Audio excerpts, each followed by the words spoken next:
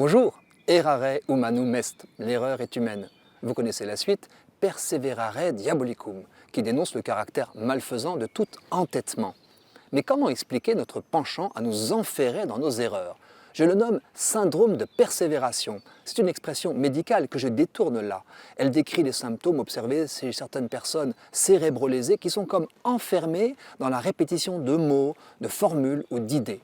Eh bien justement, osons regarder en face la façon dont nous sommes tous enclins à persévérer dans l'erreur. Les sociologues ont décrit notre propension à nous laisser piéger par l'erreur durable. Exemple, j'arrive à un arrêt de bus. Or, le bus ne vient pas. J'ignore que la ligne est fermée, les minutes passent, puis les quarts d'heure, je me rends compte qu'à pied je serais déjà arrivé au but. Or, quelque chose m'empêche d'abandonner. Vous savez quoi? Tout le temps déjà dépensé à attendre.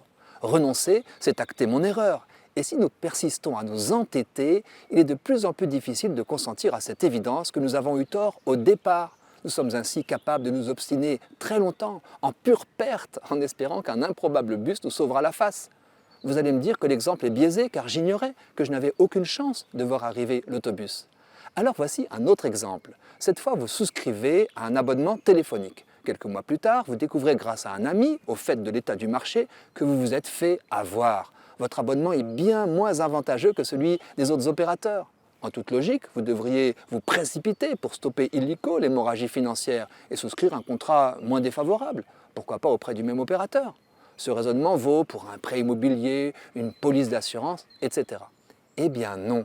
Plus vous avez attendu pour découvrir votre erreur, plus quelque chose en vous vous pousse à la relativiser, voire à la nier, et pas seulement aux yeux de vos amis, plus perspicaces, mais aussi à vos propres yeux.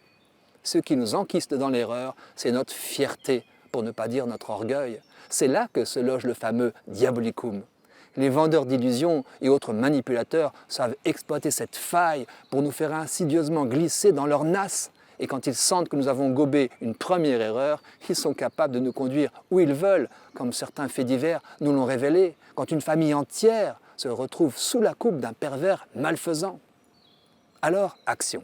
Elle se résume en une formule. Sortons le doigt de l'engrenage. Il faut apprendre à clouer le bec à la petite voix qui nous dit « Trop tard, sois logique, tu as mis la main, pas-y tout entier ». Eh bien non, il n'est jamais trop tard pour bien faire.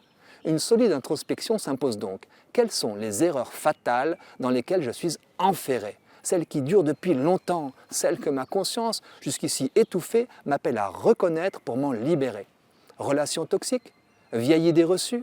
Obstination déraisonnable? Trouvons-en une au moins.